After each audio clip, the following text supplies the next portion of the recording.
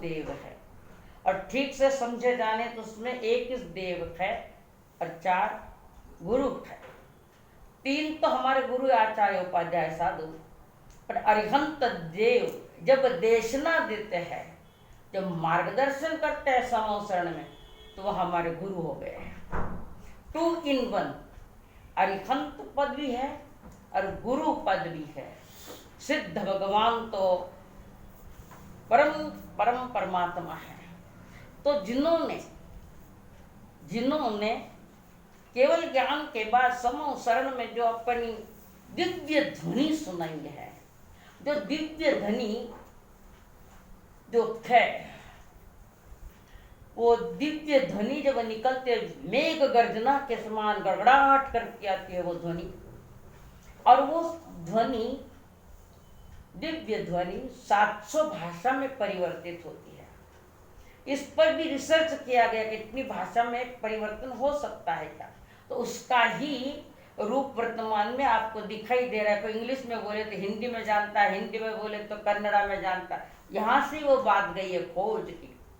तो दिव्य देशना जब दी उन्होंने, केवली भगवान के मुखारविंद से जो श्रुत ज्ञान का झरना बहा है, उन्होंने अपनी अनुभव भरी बातें बताई, कुछ सैद्धांतिक, कुछ लगभग सैद्धांतिक बातें भी रखी। सिद्धांत त्रिकालज्ञ होते हैं और कुछ सिद्धांत जो लौकिक है वो त्रैकालिक नहीं है, और ये सिद्धांत त्रैकालिक है। तो उन्होंने कुछ सिद्धांतों की बातें करी। अभी तक हम सिद्धांत ही जान रखे थे। तो पहला सिद्धांत है हमारा सम्यक दर्शन ज्ञान चारित्राणि मोक्ष मार्ग। पहला सिद्धांत, किसी भी काल में, किसी भी देश में, किसी भी क्षेत्र में, जब भी जहाँ से भी कोई जीव मोक्ष गया है, तो इन यही 3 कारण है जिसकी चर्चा हम आए दिन कर रहे हैं। और वो भी सिद्धांत ही है जो बदलता नहीं, कभी होता है कभी नहीं होता, ऐसा सिद्धांत नहीं होता। तो प्रथम अध्याय में जो उन्होंने सिद्धांत बताया, सम्यक दर्शन ज्ञान चारित्राणि मोक्ष मार्ग, ये सिद्धांत है, नहीं बदलते। अनंत अनंत अनादिकाल बीत गया, अनंत बीतेगा, पर बात यह चलेगी, इसमें कोई घटबड़ नहीं होगी। सम्यक दर्शन ज्ञान चारित्राणि मोक्ष मार्ग। उसके बाद उन्होंने ज्ञान की सम्यक की परिभाषा करते हुए ज्ञान और चारित्र, इसकी भी चर्चा की उन्होंने। उसके बाद अगला सूत्र जो आया है कि भाई अगला सूत्र क्या है, तीसरा, अब सम्यक दर्शन की बात चली, सम्यक दर्शन ज्ञान चारित्र की बात चली। तो अभी सम्यक दर्शन कैसे प्राप्त होता है, तो पहला कारण है पवित्र मोक्ष का। तो वहां तो सामान्य दी है बात, दर्शन ज्ञान सामान्य बात, अब विशेष में उसको कहना पड़ेगा। तो ये जो विशेष है, तब ये कहते हैं तत्वार्थ श्रद्धानम सम्यक दर्शनम। सामान्य बात भी होती है, विशेष बात भी होती है, सामान्य बोध भी और विशेष ज्ञान भी है। तो तत्वार्थ श्रद्धानम सम्यक दर्शनम, तत्वों का यथा जैसा है वैसा श्रद्धान करना। तत्वार्थ जैसा है, जिस तरफ है, इसमें कोई घट नहीं, बढ़ नहीं, कम नहीं, ज्यादा नहीं, कुछ नहीं, जैसा भी जैसा होता है वो है तत्वार्थ श्रद्धानम सम्यक दर्शनम। अब ये तत्व यानी भाव और अर्थ यानी उस भाव वाला जो पदार्थ है। तत्व यानी भाव, तत्व यानी भाव ज्ञान दर्शन वाला। तो उस ज्ञान दर्शन वाला पदार्थ कौन है, जीव द्रव्य।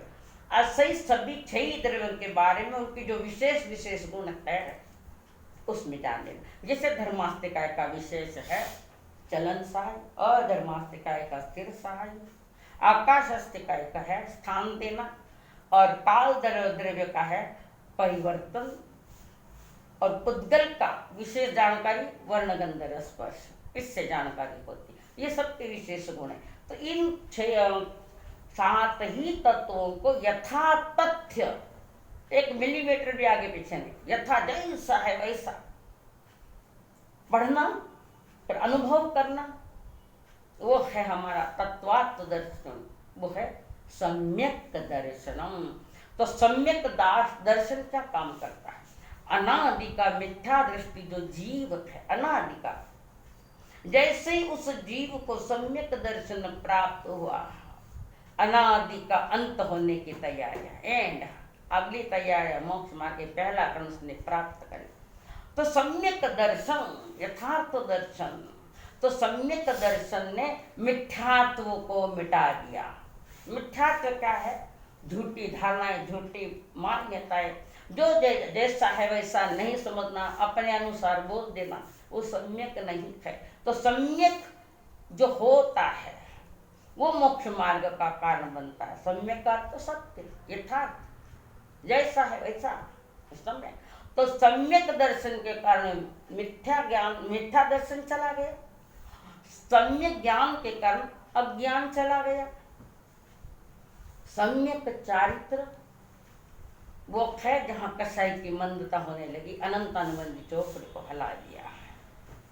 तो प्रत्येक मिथ्या और अज्ञान एवं कसाई की जो निवृत्ति का सूचक है, ये निवृत्ति हो गई इनकी, जिसकी निवृत्त हो गई तो सम्यक शब्द निवृत्ति का सूचक है, यानी मिथ्यात्व की निवृत्ति, अज्ञान की निवृत्ति, चारित्र की निवृत्ति, इन सब की सूचक बताइएगा। और सम्यक दर्शन ये आत्मा के दर्शन गुण की पर्याय, पर्याय यानी अवस्था। अब सम्यक दर्शन है ना, चक्षु दर्शन और चक्षु दर्शन आदि, पर ये जो सम्यक दर्शन है ये यहाँ वाला दर्शन नहीं है, दूसरा दर्शना होने वाला सम्यक नहीं है। ये जो सम्यक शब्द आया है, मोहनी कर्म की प्रथम की जो 7 भेद है, मिथ्या मोहनी, संकित मोहनी और चारित्र, संकित वो चारित्र का जो मुख है, हाँ मिथ्या बोले सम्यक नहीं, मिथ्या मोहनी जो है, दर्शन मोहनी जो है, उसके जो 3 भेद है, मिथ्या मोहनी, मतलब अपना मिश्र मोहनी और संकित मोहनी, इसकी चर्चा मैंने पहले बताई है। तो ये 3 और अनंत अनुबंधी क्रोध, मान, माया और लोभ, इन 7 का जीव जब उपशम करे तो उपशम संकित, इन 7 को खत्म करे तो क्षायक संकित, और कुछ प्रकृतियां खत्म की, कुछ प्रकृतियां दबाई और एक का उदय है, वो है संकित मोहनीय, शांति नाज साता करारी, वो है मिश्र क्षायक संकित वाला है। तो इस प्रकार जिसको सम्यक दर्शन हुआ है, जिन जीवों को का किसी से भी हुआ है, कोई कारण पड़े, पर है वो लक्षण एक, लक्षण है वो तत्वार्थ श्रद्धानम सम्यक दर्शनम, यही लक्षण, चाहे वो निसर्गज क्यों न हो, यानी पूर्व भोग के परिणामों के निमित्त से हो, या फिर वर्तमान में देव गुरु के सानिध्य में क्यों न हो।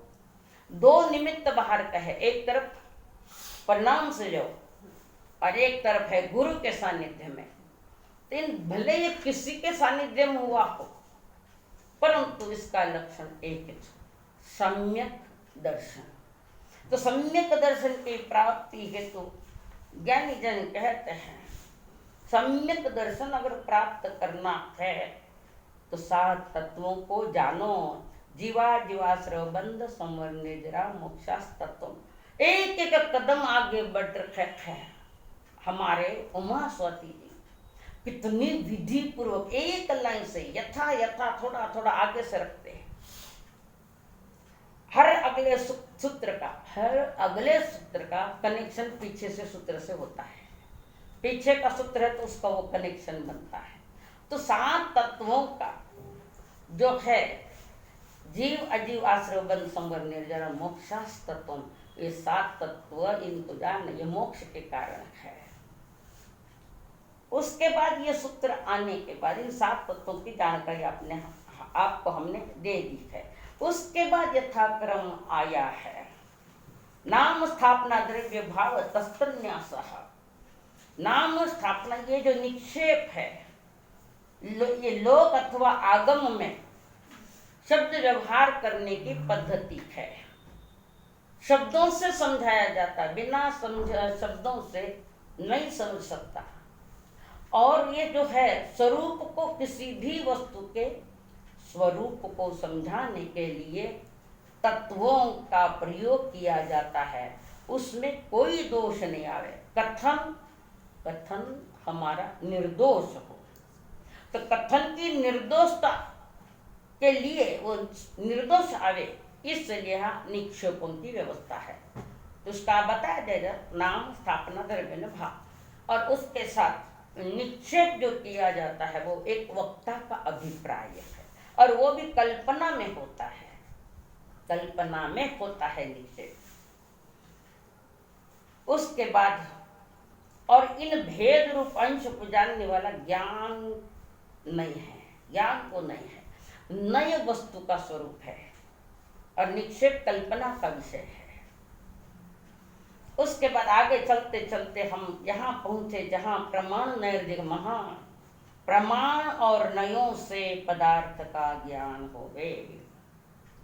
प्रमाण और नयों से, प्रमाण अखंड है, नय उसका खंड है। अखंड को समझाना है तो खंड का आधार लेना पड़ेगा। जो खंड है वो प्रमाण का ही खंड लिया है, कथन में लिया है, फिर कह रहे हो वस्तु में नहीं खंड किया है।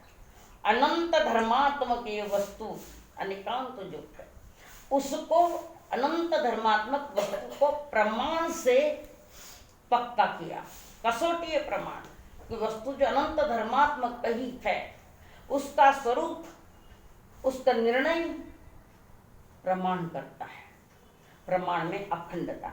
अब प्रमाण से प्रामाणिक की गई जो वस्तु है, तो उसको समझाना है सामने वाले के लिए, तो एक एक खंड को समझाना पड़ेगा, एक एक खंड। इसके लिए मैंने भारत का उदाहरण दिया था। एक एक प्रांत यानी एक एक भारत अखंड है, वो प्रमाण हो गया। बात समझ में आ रही है आपके? नहीं समझ में आए तो आपके पास में नंबर दिया हुआ है, संपर्क करें। तो प्रमाण ज्ञान पदार्थों को जानने के लिए उपाय है। प्रमाण यानी सच्चा ज्ञान, सम्यक ज्ञान, जैसा है वैसा समझना, ये प्रमाण है, पूर्ण अखंड। और नय जो है श्रुत ज्ञान का एक अंश है, एक दृश्य ग्रहण करता है। जीवादि तत्वों का ज्ञान प्रमाण नय से ही होता है और किसी से भी नहीं होता है। इसलिए हमारे यहाँ ज्ञान का मूल्य है, पहले अन्य बातों का मूल्य नहीं, पहले ज्ञान का मूल्य है। कारण समस्तों की यथार्थ जानकारी अगर लेना है, पदार्थ जैसा है वैसा जानने के लिए ज्ञानियों ने प्रमाण और नय इसकी व्यवस्था दी, उत्कृष्ट व्यवस्था, झगड़े का कोई कारण ही नहीं है।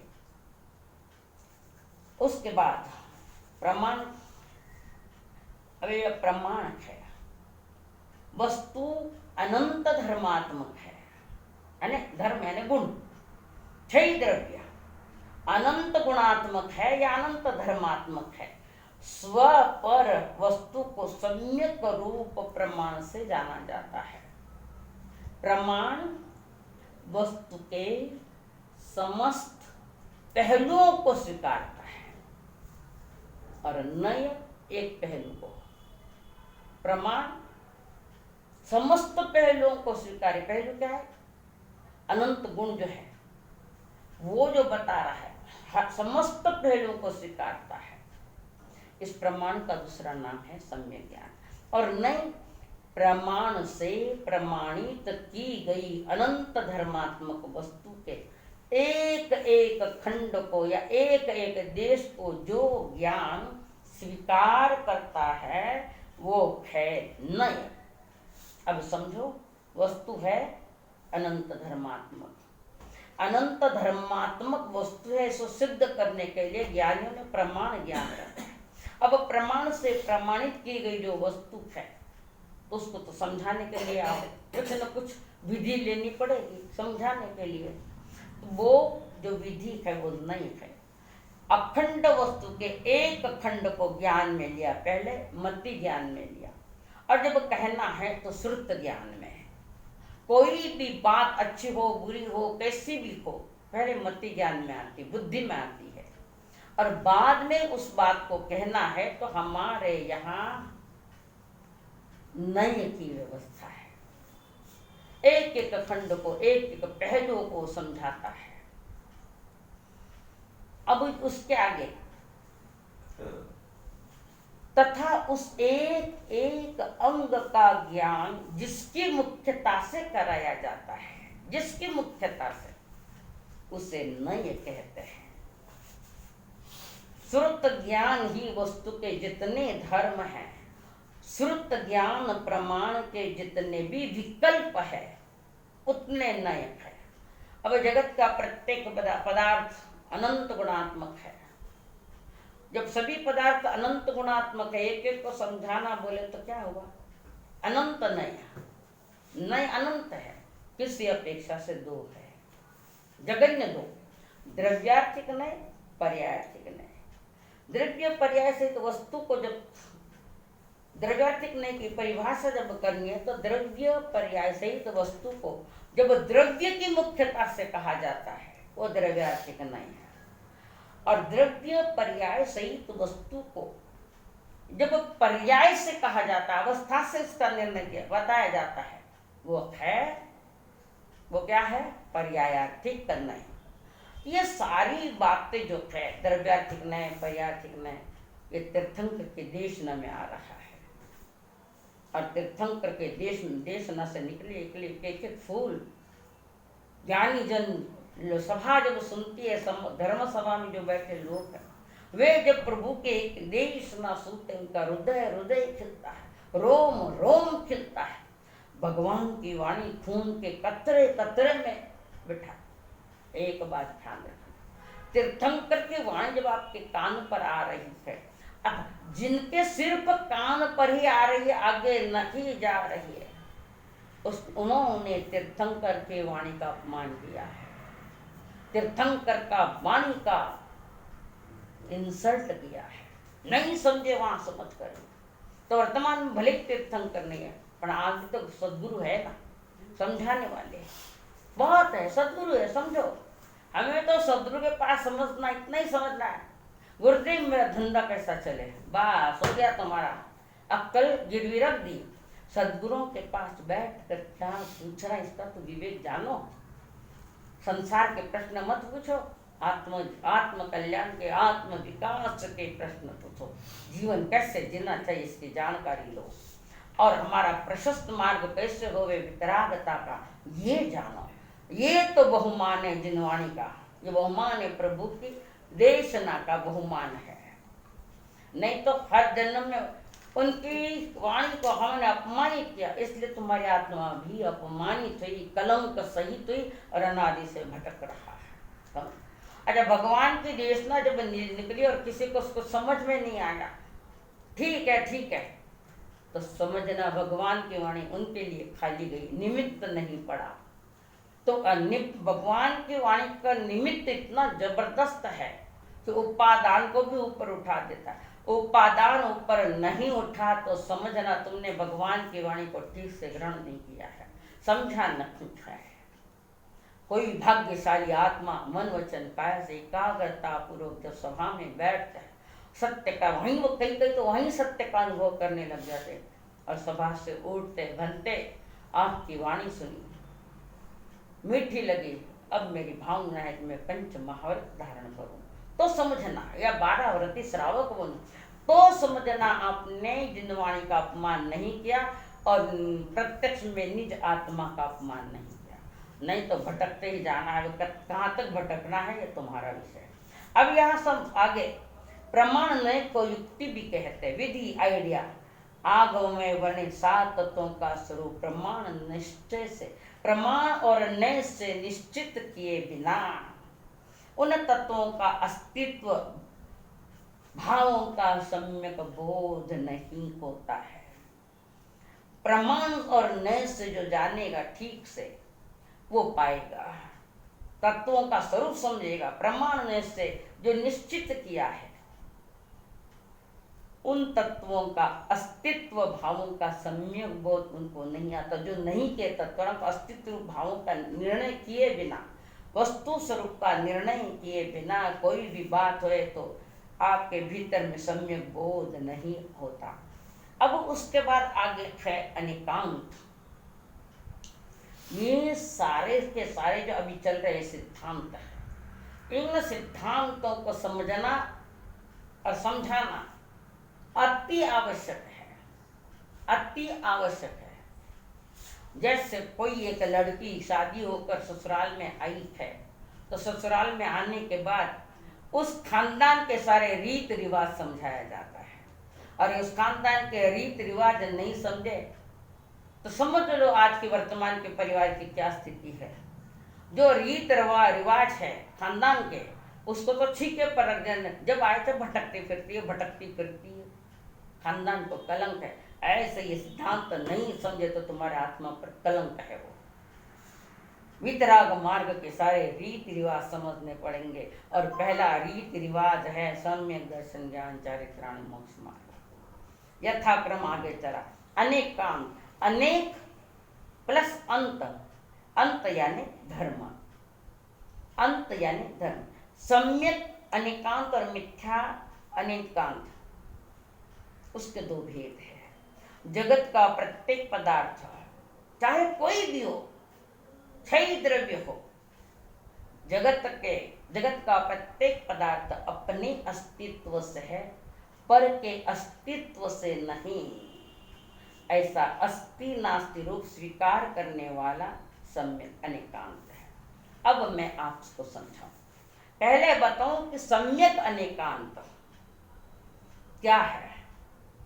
तो सम्यक अनेकांत उसको कहते हैं कि मेरा अस्तित्व अन्य पुरुष के साथ या नारी के साथ या देव गुरु के साथ मेरा कोई अस्तित्व नहीं, मैं अपने अस्तित्व से जीता हूँ। जगत में छह द्रव्य जो है, छह के छह द्रव्य, सभी का अस्तित्व है। अस्तित्व यानी होना, अरे कुछ समय के लिए होना ऐसा नहीं, अनादि अनंत। छह द्रव्य अनादि अनंत है। तो एक द्रव्य का दूसरे द्रव्य के साथ कोई अस्तित्व नहीं है। खुद का अस्तित्व खुद से है और दूसरे द्रव्य का अस्तित्व दूसरे से है। जैसे कोई शादी होती है और वो बहू किसी परिवार के लड़के शादी करके ससुराल में आई है, आदमी का भ्रम कैसा है जरा देखो। जब शादी होती है, पति पत्नी मिलते हैं, बातें चलती है, बड़ी बातें चलती है। हम तुमको पाकर खुश है, अब हमारा जीवन कल्याण में हो गया। कितनी बड़ी भ्रमणा है, कितनी बड़ी भ्रमणा है। पत्नी का अस्तित्व पति में नहीं है और पति का अस्तित्व पति में नहीं है।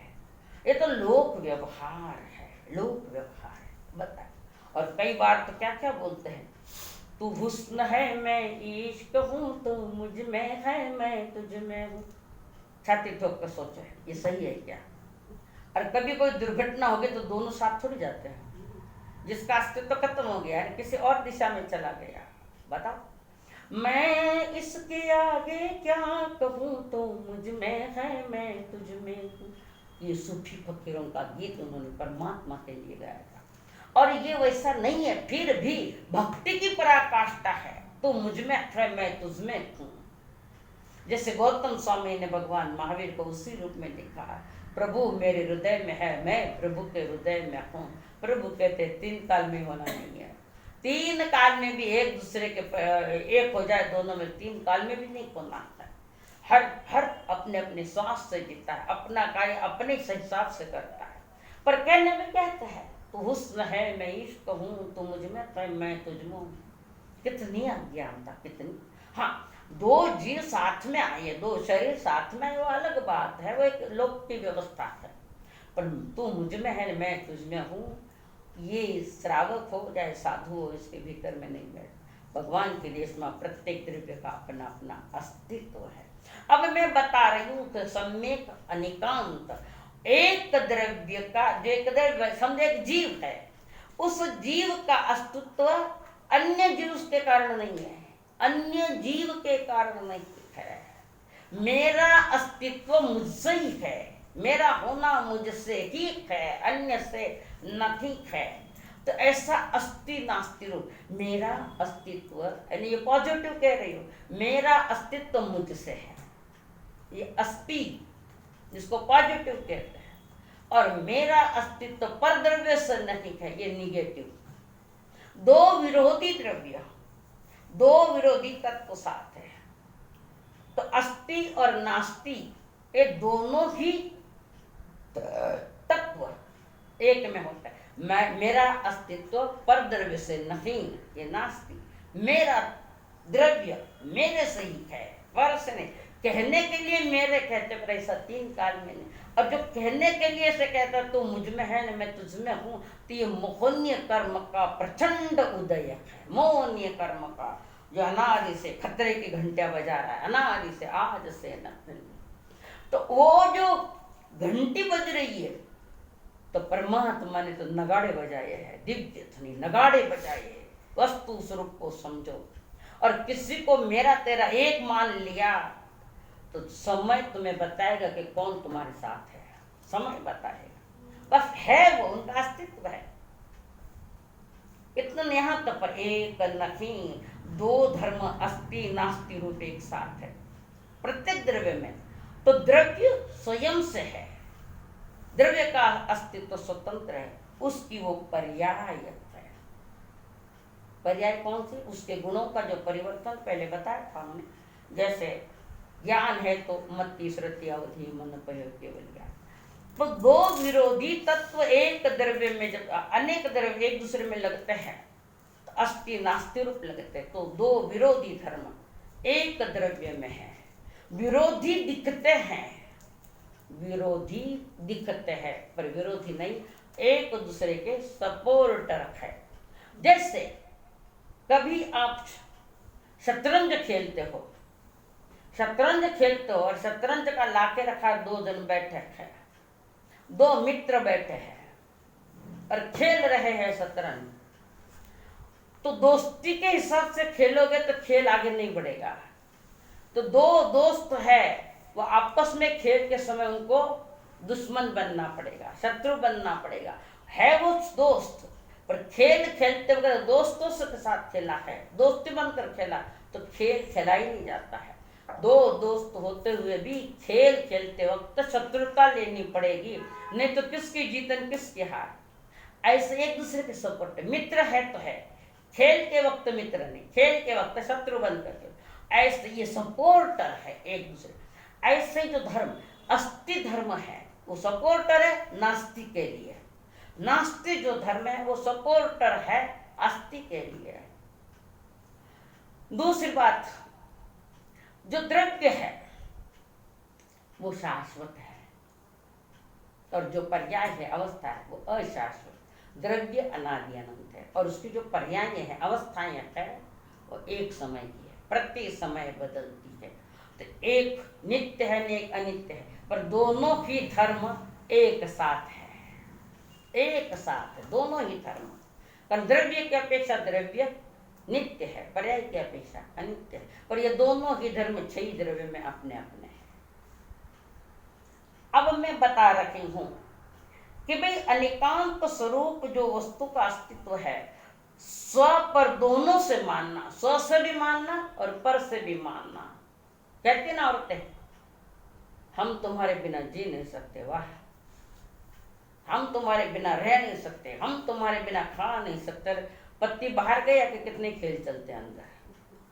कथनी और कथन बहुत फर्क है, करनी और कथनी में फर्क। कारण वस्तु का स्वरूप नहीं जाना है। जिसने वस्तु का स्वरूप जान लिया वो देशना का बहुमान करेगा और करेगा। और जिसको तत्व सिद्धांत मालूम नहीं है वो पर से संपर्क में करता, अनादि अनादि से चलता है, वही ढर्रा पुराना है।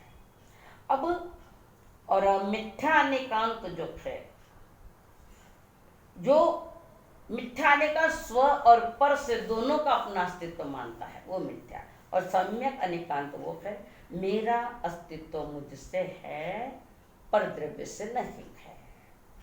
ये बातें गहरी टेप कर लेना अंदर। आगे आगे तो अब थोड़े थोड़े ये सिद्धांत धीरे धीरे आगे चल रहे हैं। कुछ समय के बाद अपनी सारी बातें जो आप कई बार सुनी गई आज आएगी। तो सम्यक अनेकांत कहता है मेरा अस्तित्व मुझसे है, तुमसे नहीं। जैसे राम का अस्तित्व राम से है, लक्ष्मण से नहीं है, दो अलग है ना। तो यह है राम का अस्तित्व राम से है, लक्ष्मण से नहीं है। तो यानी ये हुआ सम्यक अनेकांत। मिथ्यानेकांत, राम का अस्तित्व राम से भी है और लक्ष्मण से भी है, ये मिथ्या मान्यता, ये मिथ्यानेकांत। एक उदाहरण दे रही हूं मैं आपको। प्रत्येक द्रव्य का अपना स्वतंत्र अस्तित्व है, ये पक्का समझना। तो अपना अस्तित्व अपने से है, पर से नहीं, ये सम्यक अनेकांत। अब सम्यक एकांत, जो वस्तु निज स्वरूप से अस्ति एवं पर रूप से नास्ति रूप ऐसा ज्ञान में स्वीकार करके उसके एक एक धर्म को स्वीकार करना, गुणों को गौण करना, सम्यक एकांत। जैसे एक बात बता रहे, उदाहरण ले, आप स्वयं हो अकेले और आप स्वयं हो और आपके दो हाथ है, दोनों तरफ दो हाथ है। तो एक हाथ का अस्तित्व तो दूसरे हाथ से है क्या? अगर कोई बाई चांस कभी कुछ लग गई है, एक हाथ को लगे तो दूसरे हाथ को भी लगती है क्या?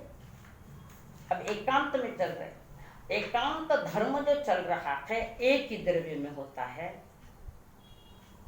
और अनेक का चलता है तो दो द्रव्य में लगता है वो। तो सम्यक एकांत, जो वस्तु निज स्वरूप से अस्ति और पर स्वरूप से, जैसे एक हाथ निज स्वरूप से अस्तित्व है और दूसरे हाथ से वो नास्तिक है, दो हाथ है, दोनों का अस्तित्व अलग अलग है। कभी हाथ जल गया, समझो राइट हैंड है, तो क्या दूसरा हाथ भी जल गया क्या? नहीं, उसका अस्तित्व अलग से, उसका अस्तित्व अलग है। अब अगली बता रहे मिथ्या एकांत, जो वस्तु अनंत गुण वाली होने पर भी उसके एक धर्म को ही मानना और अन्य का धर्म का सर्वथा निषेध करना, ये मिथ्या एकांत। और ये मिथ्या एकांत जो है 363 पाखंडी मत वाले सर अपना ही हटा, मैं कहता हूँ वही सही है, मैं कहता हूँ वही सही है।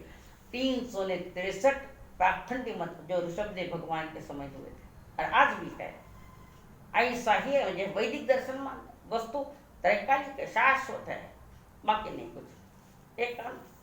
अरे बौद्ध कहता है वस्तु क्षणिक है, वस्तु किसी अपेक्षा से एंगल से वस्तु क्षणिक है, तो वो एंगल है, पर्याय जो है, अवस्था जो है वो क्षणिक है। और इधर ये कहता है वस्तु शाश्वत ही है, तो मानते तो हम भी है, पर हमारा मान थोड़ा अलग है। वस्तु शाश्वत है तो द्रव्य की अपेक्षा वस्तु शाश्वत है। हमने दोनों को कहा, आप भी ठीक हो, आप भी ठीक हो, पर आपका एक अंश है, पूर्णांश नहीं है। एक एंगल से आप बात कर रहे हो।